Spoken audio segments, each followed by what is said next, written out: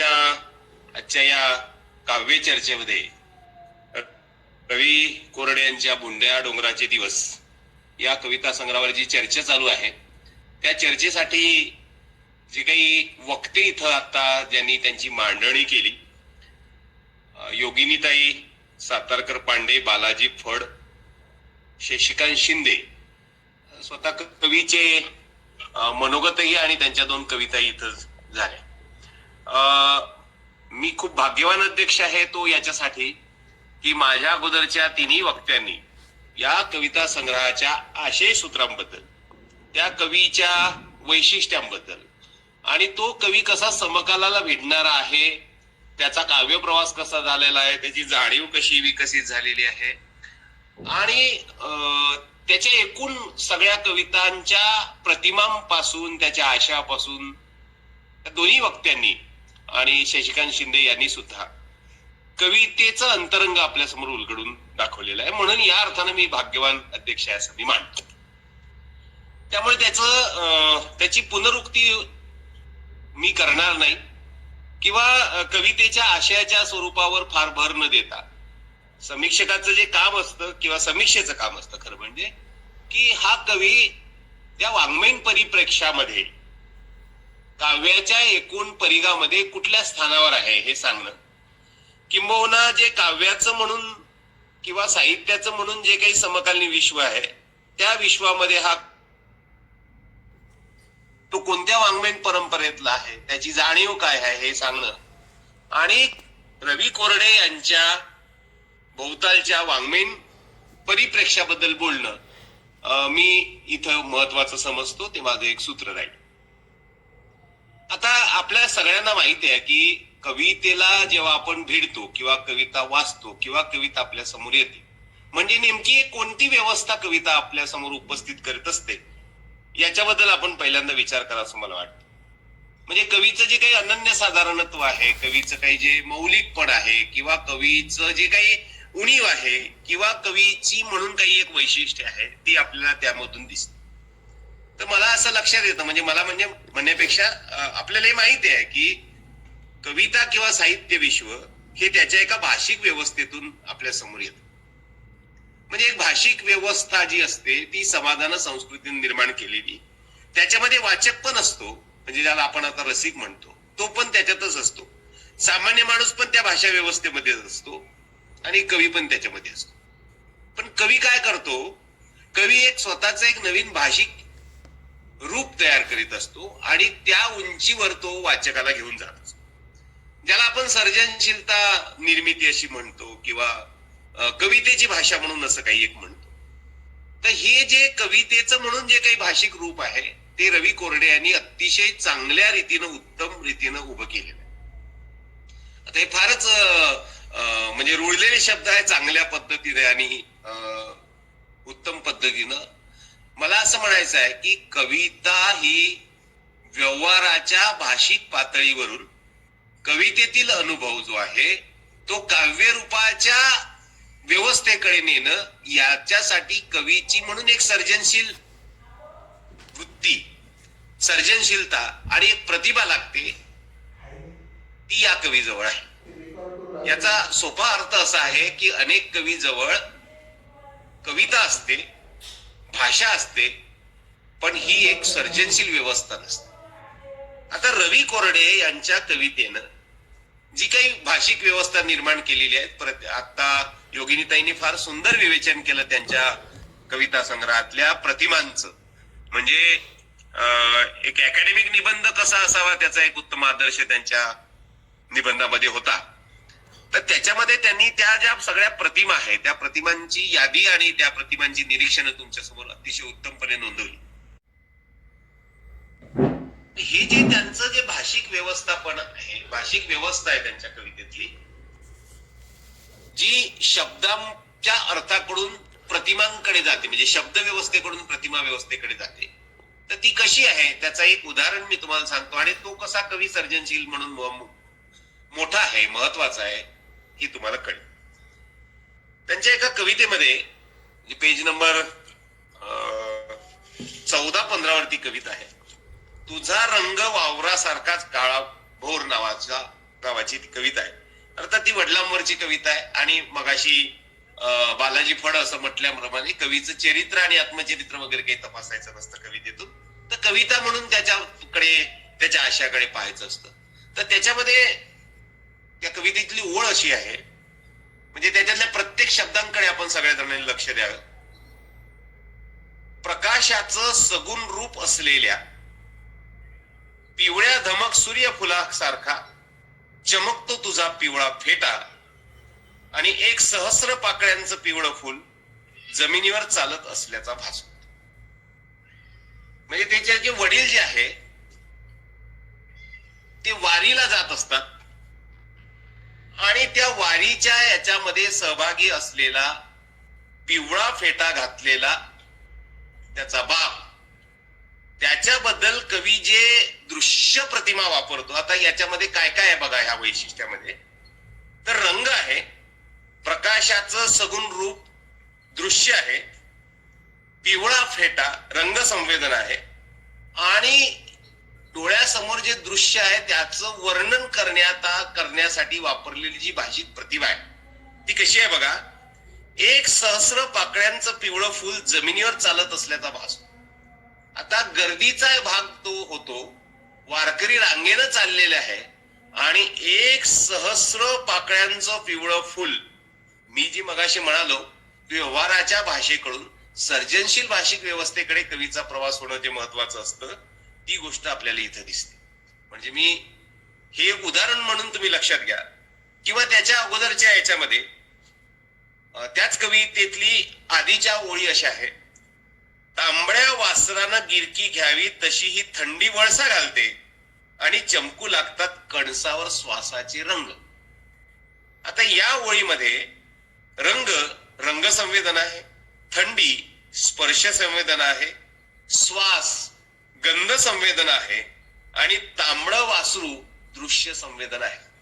भाषा व्यवस्थेतून सर्जनशील व्यवस्थेमध्ये अनुभवापेक्षा संवेदना, भावना आणि अनुभूती रेखाटणं अभिप्रेत असतं आणि ही एक नेमकी गोष्ट आपल्याला या कवीच्या बाबतीमध्ये दिसते. म्हणजे हे एक सर्जनशीलतेचं एक नवं रूप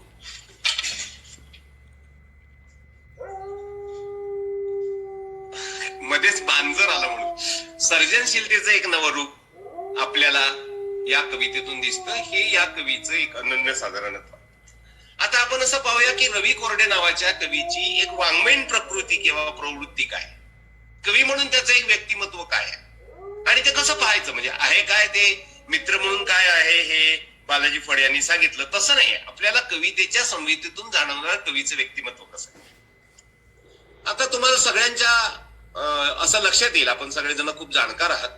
1990 नंतरच्या कविता संग्रहाची जर शीर्षक पाहिली तर हे कवी कोणत्या प्रवृत्तीचे आहेत आणि कोणत्या स्वरूपाच्या जाणीवा व्यक्त करतायत हे तुम्हाला कळेल. मी काही शीर्षक नमुन्यादाखल वाचून दाखवतो. तसा काहीच अर्थ नाही, मी गिरवत नाही कुठलीच लिपी, दृश्य नसलेल्या दृश्यात, बाकी शून्य, स्वप्नांच्या पडझणीनंतर, शब्द जायबंदी होण्याचे दिवस इत्यादी.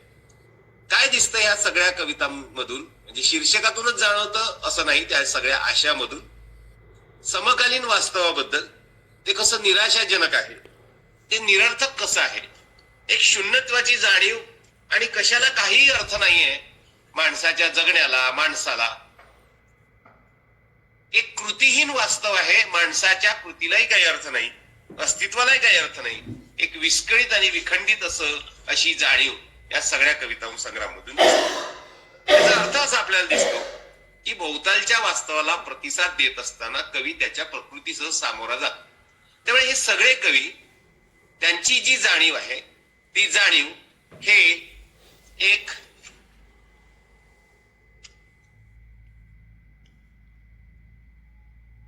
त्यांची जाणीव ही एक विखंडित जाणीव आहे, समग्र जाणीव नाही. कारण त्यांच्या भोवतालच्या वास्तवानं त्यांना एक विखंडन करून टाकलेलं आहे, विस्कळीत करून टाकलेलं आहे, निराशा त्यांना प्राप्त करून दिलेली आहे आणि ही जाणीव या सगळ्या कविता संग्रहामधून जाताना दिसते. रवी कोरडे यांचं एक वैशिष्ट्य असं आहे की त्यांच्या कवितामधून मगाशी मला वाटतं बालाजी फड यांनी सांगितल्याप्रमाणे आशावादी आणि आता योगिनीताई म्हणाल्या त्याप्रमाणे एक सद्भावना असलेली, सहानुभूती असलेली, आशावादी आणि अतिशय आश्वासक अशी भावना व्यक्त करणारी कविता आहे. म्हणजे 1990 नंतरच्या बहुतांश कवींमधून प्रकटणारी जाणीव आणि रवी कोरडे यांच्या कवितांमधून प्रकटणारी जाणीव याच्यामध्ये भेद आहे. नुसताच भेद नाही तर ही कविता श्रद्धा, विश्वास, काही एक मूल्यांवर श्रद्धा आहे, माणसावर श्रद्धा आहे, समाजावर श्रद्धा आहे, येत नाही याचं दुःख आहे. पण जी काय मूल्य हरवत चालल्याची दुःख आहे, पण मूल्य नसल्याची निराशा त्यांच्या कवितेमध्ये नाही. ही एक अनन्यसाधारण गोष्ट त्यांच्या व्यक्तिमत्वामध्ये आहे. म्हणजे अस्तित्ववादी जाणीव, महानगरी जाणीव किंवा व्यक्तिवादी जाणीव, ह्या जाणीवा ज्या कवितांमध्ये आहेत ते असा निराशेचा सूर जोपासतात. पण हा कवी एक आशावादी जाणीव त्यांच्या कवितेमधून प्रकटताना दिसते. त्या जाणीवेला आपण देशीवादी जाणीव असं म्हणतो. ही जी देशीवादी जाणीव जी आहे आपल्या भोवतालच्या संस्कृतीबद्दल आस्था बाळगते. ती संस्कृती नष्ट होत चालली आहे तर त्याच्याबद्दलचं दुःख व्यक्त करते, पण मूल्यांबद्दल ते प्रचंड आस्था बाळगते, माणसांबद्दल आस्था बाळगते. हे त्यांचं एक महत्वाचं वैशिष्ट्य आपल्याला दिसतं. 1990 नंतर जागतिकीकरण झालं, विज्ञान तंत्रज्ञान आलं. आता आपण समजा पाहिलं तर आपल्याला असं लक्षात येईल, म्हणजे बारकाईनं लक्षात येईल की 1960, 1990 आणि 2000 हे असे 3 टप्पे आपण कालखंडाचे पाहूया. 1960 मध्ये कशा स्वरूपाची कविता येते बघा. कामगार आहे मी तळपती तलवार अशी कामगार जाणीवेची, म्हणजे समूह जाणीवेची कविता येते. ही कामगार जाणीव आहे, दलित जाणीव आहे, विद्रोही जाणीव आहे, स्त्रियांची जाणीव येते आणि ग्रामीण कविता पण येते. मगाशी एक वक्ते म्हणाले की सगळ्या स्वरूपाच्या जाणीवा दलित आहे, आदिवासी आहे या रवी कोरडे यांच्या कवितेमध्ये दिसतात. तर ते खरं आहे. पण तुमच्या बारकाईनं लक्षात येईल की ही जी विभागणी होती किंवा ह्या ज्या प्रवृत्ती होत्या त्या सगळ्या 1960 ला आढळणाऱ्या प्रवृत्ती कवितेतच नव्हे तर एकूण साहित्यात असणाऱ्या ह्या 2000 किंवा 90 नंतरच्या कवितेमध्ये फार बदलून गेलेल्या असतात. म्हणजे 90 नंतरचा तुम्ही कोणताही कवी घ्या तो एका बाजूने अस्तित्ववादी असतो आणि तिसऱ्या बाजूने महानगरी असतो. कारण जगणंच असं काही एका प्रवाहाचं राहिलेलं नाही. नुसता दलित, नुसती स्त्री, नुसता महानगरी किंवा नुसता व्यक्तिवादी आता कोणी राहिलेलं नाही. कारण आपल्या भोवतालच्या वास्तवात स्वरूपच तसं झालेलं आहे. त्यामुळे जाणीवांचं मिश्रण आपल्याकडे येणं स्वाभाविक आहे. पण 60 मध्ये जी माणसांमध्ये असलेली समूहाची जाणीव 90 नंतर तिचं काय झालं असा प्रश्न. आता तुमच्या असं लक्षात येईल 90 नंतर जागतिकीकरण झालं, विज्ञान आलं, तंत्रज्ञान आलं,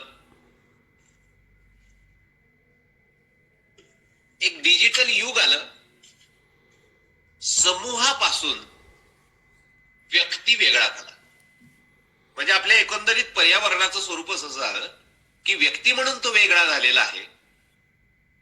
आणि 2000 नंतर काय झालं, हे सगळे कविता संग्रह 2000 नंतर आलेले आहेत.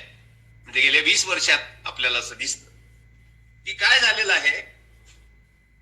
म्हणजे 1960 ला समूहापासून व्यक्ती वेगळा, 90 मध्ये व्यक्तिगत जाणीवा आणि 2000 नंतर व्यक्तीच्या जाणीवामध्येच विखंडन दिसतं. म्हणजे कवीचा व्यक्तिमत्वाचं जे विभाजन झालेलं आहे ते झालेलं आहे. ते करत असताना त्याच्या भोवतालच्या व्यवस्था त्याला कारणीभूत आहे. याचं खूप सुंदर विवेचन सतीश तांबे यांनी केलेलं आहे. त्यांचं जे पुस्तक आहे त्या नवीन कविता, नवजग नवी कविता नावाचं, त्याच्यात त्याने काय सांगितलंय, 5 म सांगितलेले आहे. हे जग जे आहे ते 5 मच आहे. मनी, मार्केट, मनी तर आहे जागतिकीकरणानंतर, मार्केट आहे, मॅनेजमेंट आहे, मीडिया आहे आणि ह्या सगळ्या तणावावरचा उतारा म्हणून मेडिटेशन आहे. हे या डिजिटल युगाचे 5 म आहे. आणि म्हणून मगाशी सांगितल्याप्रमाणे 2000 नंतरचे सगळे कवी यामधून विखंडित अशा स्वरूपाची व्यक्तित्वाचं विघटन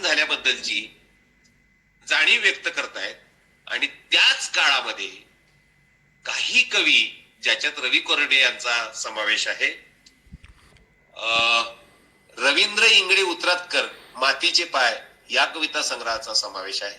श्रीधर नांदेडकर इथं जर असतील तर त्यांना हे लक्षात घ्या की तुमची पण कविता या जाणीवेची कविता आहे आणि माझं वाचन कमी असेल पण 4-5 जणांचा कविता संग्रह या जाणीवेचे मला दिसत आहेत की विखंडित होणारी एक जाणीव जी माध्यमांमुळे आणि नवतंत्रज्ञानामुळे आभाची जगामुळे आणि डिजिटल माध्यमामुळे झाली ती व्यक्त न करता पुन्हा समूहाशी जोडून घेण्याची, सामान्य माणसाबद्दल आस्था बाळगणारी, सामान्य स्त्रियांचं ऋण व्यक्त करणारी, गावाच्या जगण्याच्या वारकरी परंपरेच्या त्या अभंगाच्या त्या मूळ संहितेशी पुन्हा एकदा जोडून घेण्याची वृत्ती ती होईलच असं नाही.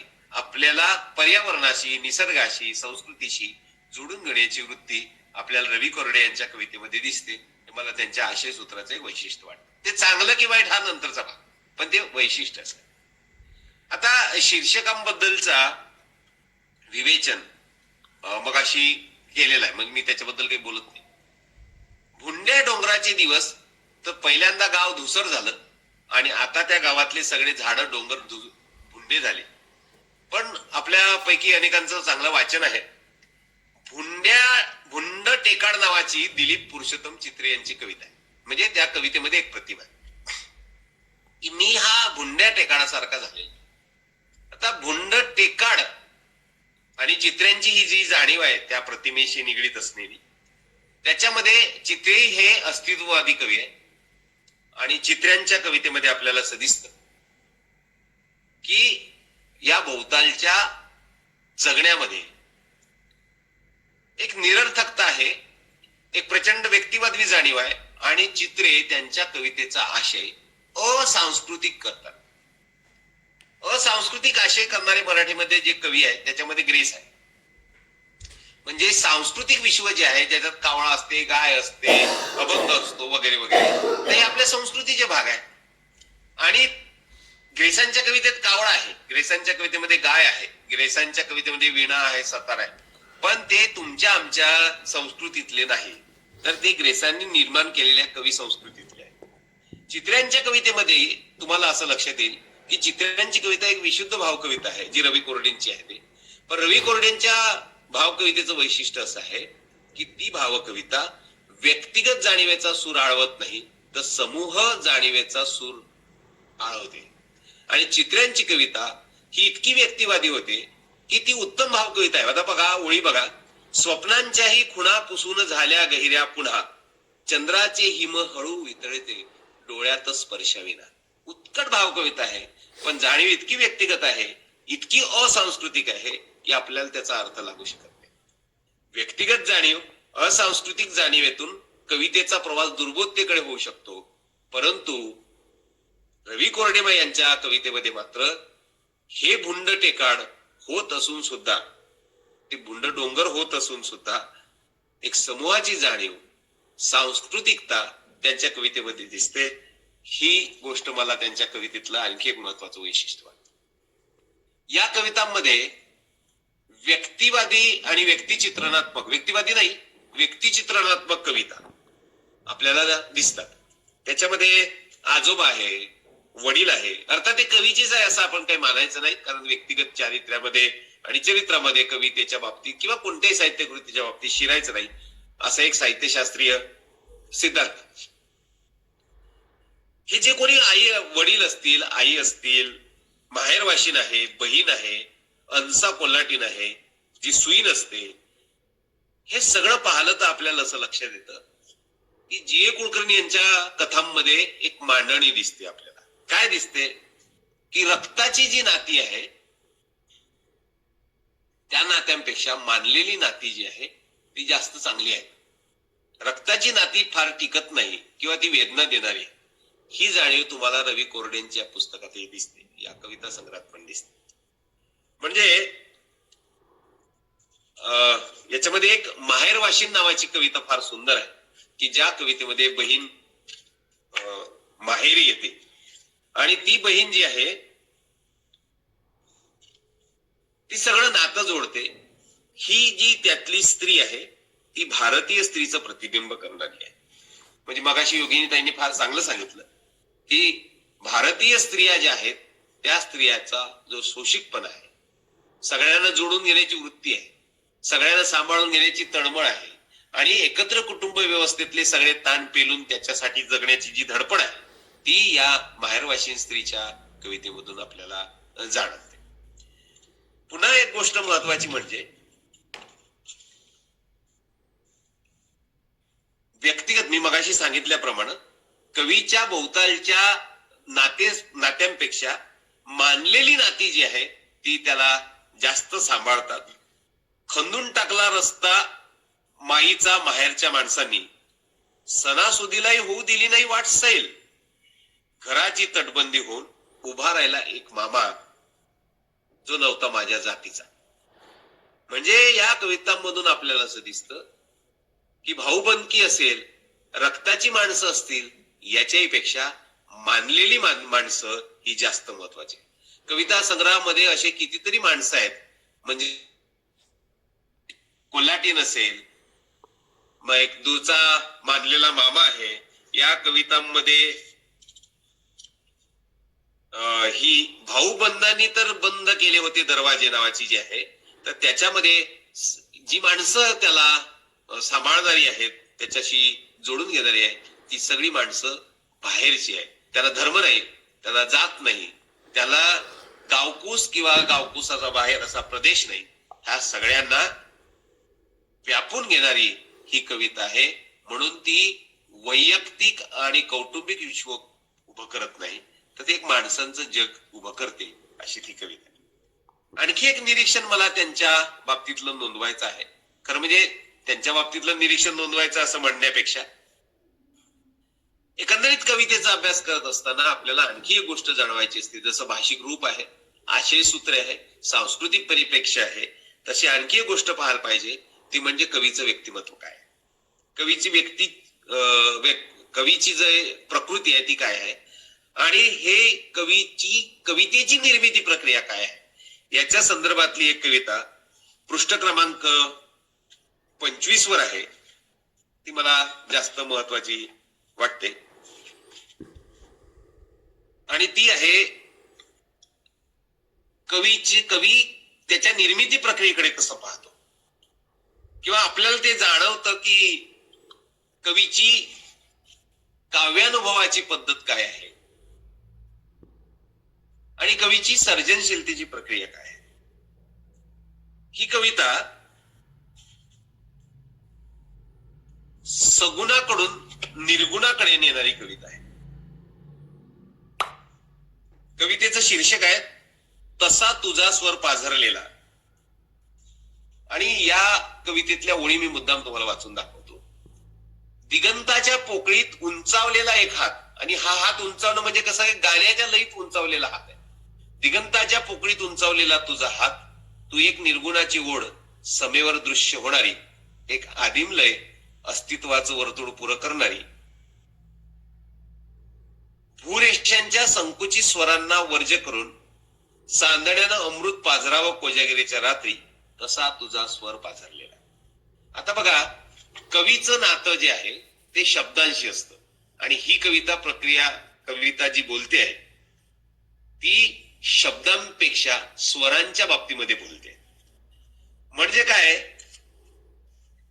सगुणाकडून निर्गुणाकडे जाणे, लौकिकाकडून अलौकिकाकडे जाणे, ही जी कवीच्या व्यक्तिमत्वाची प्रक्रिया आहे ती कवितेत उपस्थित आहे. या स्वरांना जोडून असणाऱ्या लहानपणाच्या आठवणी आहे, पक्ष्यांचे ध्वनी आहे, कीर्तन गायनातून प्राप्त झालेली एक परंपरा आहे, आणि ह्या सगळ्यामध्ये कवीची निर्मिती प्रक्रिया अशी आहे. आणि कवी जो आहे तो त्याला असा म्हणतो की सगुणाकडून निर्गुणाकडे जाणे, लौकिकाकडून अलौकिकाकडे जाणे, आणि ही जी प्रक्रिया आहे ती संगीतामध्ये जशी असते तशीच ती प्रक्रिया शब्दांच्या माध्यमातून सर्जनशील कवितेतून होत असते. कवीचा हा जो प्रवास आहे, स्वतःच्या कवितेच्या निर्मिती प्रक्रियेकडे पाहणे, हा जो कवीच्या निर्मिती प्रक्रियेतला भाग भाषेच्या रूपातून कवितेच्या संहितेत येणे, म्हणजे कवीच्या निर्मिती प्रक्रियेची, कवीची जाणीव कविता संग्रहामध्ये उपस्थित असणे, ह्यातून कवीचं व्यक्तिमत्व आणि व्यक्तिचित्र शोधता येतं. त्यामुळे या कवितेचं व्यक्तिमत्व शोधायचं असतील तर त्याच्या कविता विषयक अशा कविता आहे. आणि मी मगाशी सांगितल्याप्रमाणे हा कवी या आत्ताच्या कवितेमध्ये हा कवी शब्दनिष्ठ जाणीवा, अनुभव यावर लक्ष केंद्रित करत नाही. म्हणजे ह्या आत्ताच्या कवितेमध्ये अनुभवाचं वर्णन नाही तर अनुभवाचा शोध आहे, सर्जनातून जाणीवेचा शोध आहे. एक स्थिर आणि सापेक्ष अनुभव, म्हणजे कीर्तनाचं काहीतरी एक अनुभव सांगतायत, तर तसं नाही आहे. ते एक अनुभूती आहे. व्यक्ती, अस्तित्व, वस्तू किंवा स्थिर रूप नाही, अनुभव नाही, जाणीव आहे आणि संवेदन आहे. अनुभवाकडून अनुभूतीकडे आणि अनुभूतीचं चित्रण करत असताना त्यातल्या तपशिलापेक्षाही जाणीव आणि संवेदनेवर लक्ष केंद्रित करणे आणि तशा प्रतिमा कवितेमध्ये येणे हे मी श्रेष्ठ कवी, तर ते आपल्याला रवी कोरडे यांच्या कवितांमध्ये दिसते. याला जोडूनच कवीचं एक वैशिष्ट्य असं आहे की कोणताही कवी आपल्या काव्य परंपरेतल्या पूर्वसुरींबद्दल आदर व्यक्त करत असतो. म्हणजे तुम्ही जर सुर्व्यांची कविता पाहिली तर मर्ढेकरांशी एक बातचीत नावाची कविता त्याच्यामध्ये दिसते. तसा हा कवी सगळ्या प्रकारच्या कवींशी एक नातं सांगतो, कवितेची वर्गवारी करतो, सर्व कवींचे ऋण व्यक्त करतो. पृष्ठ क्रमांक 32 वर कवीचं नातं नावाची कविता आहे. त्याच्यामध्ये पळस फुलांचे कवी आहे, भडंग कवी आहे, जाब विचारणारा कवी आहे, माती जिवंत करणारा कवी आहे, मायाळू शब्दांचा कवी आहे, पराभवांना पोटात घेणारा कवी आहे. आणि एक कविता अशी आहे, एक बाई करते विस्फोट शब्दांचा आणि राहते उभी माझ्या घरातल्या बायांच्या बाजूने ठाम, अशी स्त्रीवादी जाणीवेची कवयित्री आहे. कवी ह्या सगळ्यांशी नातं सांगतो. कवीची जातकुळी काय आहे, कवीचं काव्य परंपरा काय आहे, हे आपल्याला यातून दिसते. म्हणून मी आशयापेक्षा कवीच्या व्यक्तिमत्वातला हा एक महत्वाचा जो भाग आहे तो तुम्हाला सांगणं मला महत्वाचं वाटतं. आता आशयाच्या बाबतीतलं खूप विवेचन झालेलं आहे, तरी देखील मला जाणवलेली काही निरीक्षणं नोंदवतो आणि माझं व्याख्यान जे आहे ते संपवतो. याच्यामध्ये भाग 2 भुंड्या डोंगराचे दिवस आहे. शीर्षकच तसं आहे.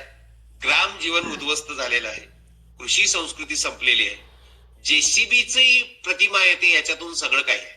कृषी संस्कृतीकडून औद्योगिक संस्कृतीकडे, विकासाच्या नावाखाली, औद्योगिकतेच्या नावाखाली एक संस्कृती आणि जगणं सामान्य माणसाचं नष्ट होत आहे, ही जाणीव या भाग 2 मध्ये आपल्याला दिसते. उदाहरणार्थ, शेतकरी विस्थापित झालेला आहे किंवा पाईपलाईन आणि त्याच्यात गटारात एखाद्या कामगाराचा मृत्यू होतो, पण त्या व्यवस्थेला त्याचं काहीही वाटत नाही, अशी ही भुंड्या डोंगराच्या दिवसाची व्यवस्था आपण निर्माण केलेली आहे. म्हणजे त्याच्यामध्ये एक असं आहे की जमिनीचं फेरफार केलं जातं आणि बहिणीला नवं लुगडं देऊन त्या फेरफारासाठी आणलं जातं. ही जी ग्रामीण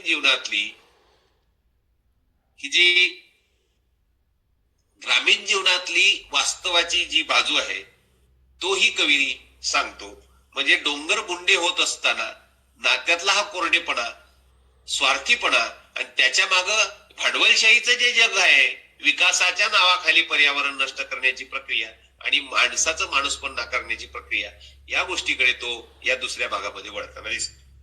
कंदिलाची काजळी काढताना नावाचा जो तिसरा भाग आहे त्याच्यामध्ये आई आहे, एका कवितेमध्ये आई आहे, बहीण आहे आणि पुन्हा त्याच्यातली एक लहान मुलगी आहे, असा एक स्त्रियांचा सुंदर आदिबंध दिसतो. यामध्ये माणसांबद्दलच आणि माणसाचं काय झालं आहे, त्या माणसाची स्थिती काय आहे या आजच्या वास्तवामध्ये, हे सांगणाऱ्या कविता आहे. उदाहरणार्थ, त्याच्यामध्ये शहरात भेदरलेला माणूस नावाची एक कविता आहे. त्याच्यामध्ये दिसतं की मी कोण आहे, शेवटी एक सामान्य माणूस काय आहे या व्यवस्थेसाठी, तर मी एक आकडा आहे मतांसाठीचा. एक संख्या आहे जनगणनेसाठीतली आणि ओळखपत्रावरील एक फोटो, एवढीच माझी एक आयडेंटिटी आहे. तर पुण्य झालेलंच आहे, पण ही कंदिलाची काजळी देखील आता इतकी काळी झालेली आहे की सामान्य माणसाला त्याच्या जगण्याला काही एक किंमत उरलेली नाही. आणि एवढं असून देखील कवी मूल्यांवर श्रद्धा आणि विश्वास ठेवतो, आशावादी जाणीव बाळगतो, आपल्या जुन्या वारकरी संप्रदायातल्या आणि अध्यात्माच्या संस्काराशी नातं जोडून ठेवतो. ही गोष्ट ज्या भोवतालच्या पर्यावरणामध्ये खूप आशादायी आणि महत्वाची वाटते.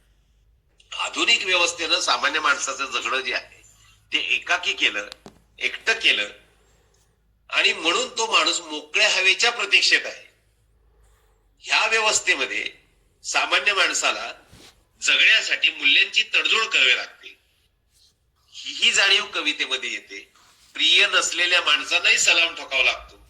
कवितेची ओळ अशी आहे की निवडता येत नाही काम, कामाची जागा आणि आजूबाजूची माणसं. माझ्या हातात काही चॉईस नाही आहे. अस्तित्ववादामध्ये एक निवड नावाची गोष्ट आहे. काहीही निवडता येत नाही, पण त्यातल्या त्यात निवड करावी लागते. या कवितेमध्ये आपल्याला असं दिसतं की काहीच निवडता येत नाही. ना काम आपल्या इच्छेचं असतं, ना कामाची जागा असते, ना आजूबाजूची माणसं असतात. हा भाग त्यांच्या कवितांमधून आपल्याला दिसतो. आणि खूप सुंदर प्रतिमा याच्यासाठी वापरलेल्या आहेत. काही कविता आहेत, उदाहरणार्थ साल आहे, रसाळ फळ नाहीये, करुणेचा डिंक नाहीये, नाही तयार झाली साल अंगावर, झालो नाही विरक्त, विस्थापन आणि स्थलांतर, अशा जाणीवा या कवितांमधून दिसते. आता स्थलांतराची जाणीव सगळ्याच साहित्य कृतीमध्ये आपल्याला दिसते. विशेषतः 1990 नंतर ही जाणीव, आणि ती स्वाभाविक आहे. जगण्याचं सगळं स्थलांतर झालं. नेमाड्यांच्या सगळ्या कादंबऱ्यांचे नायक स्थलांतरांच्या जाणीवा व्यक्त करतात. म्हणजे कोसलातला नायक असू दे, चांगदेव पाटील असू दे, झुल जरीला बिडर खून मधला, किंबहुना हिंदू मधला खंडेराव असू दे, इथपासून तर आपण भोवतालच्या सगळ्या वास्तवामध्ये नोकरीसाठी झालेलं, कुटुंबासाठी झालेलं, जगण्यासाठी झालेलं, संस्कृतीत झालेलं स्थलांतर ही जगभरातली जाणीव आहे. जो इंग्रजी सिनेमा ज्याला ऑस्कर मिळालेला होता, नो मॅन्स लँड नावाचा, की जमिनीच नाही या लोकांना. त्यामुळे जमिनीपासून, भूमीपासून, प्रदेशापासून, संस्कृतीपासून आणि मूल्यांपासूनही स्थलांतर झालेलं आहे. ही जाणीव या कवितेमध्ये दिसते. खूप विवेचनाचे मुद्दे आहेत, पण मी त्याच्याकडे वळणार नाही. शेवटचं एक माझं निरीक्षण नोंदवतो आणि थांबतो. मला या कवितांमधून आणखी एक अशी गोष्ट दिसते. हुसकावलेली माणसं नावाचा जो भाग आहे त्याच्यामध्ये, की आपण एक आधुनिकीकरण केलेलं आहे. तंत्रज्ञानाकडे आपण वळतोय. डिजिटल युग आलेलं आहे. एक आभासी वास्तवाचं जग निर्माण केलेलं आहे. पण आधुनिकीकरण करण्याच्या, शहरीकरण करण्याच्या प्रक्रियेमध्ये सामान्य माणसाचं, इतरांचं जे आपण शोषण केलेलं आहे, मॅनहोल मध्ये असणारा, जाणारा आणि मृत्यूला सामोरच जाणारा असा बांधकाम मजूर आहे.